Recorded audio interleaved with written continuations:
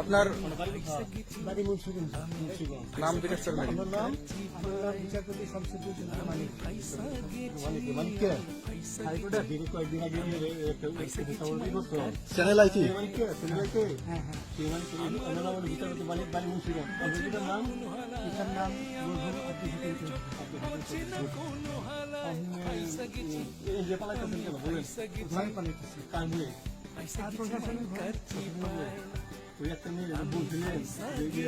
দীপ্তি চৌধুরী। খবর পেয়েছি।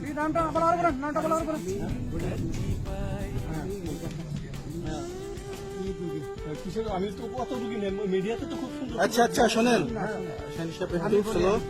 আপনার কাছে এই মুহূর্তে এরা যখন ধরছে আমাদের প্রতিনিধি কি কি ছিল সাথে?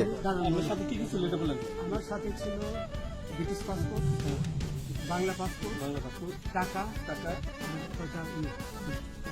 ই কার্ড, ডেবিট কার্ড। আচ্ছা, কালকে যে টাকাগুলো ছিল, আজকে কোনো টাকা ছিল সাথে? আজকে ছিল না, আজকে বাংলাগুলা কয় টাকা ছিল? দেখেন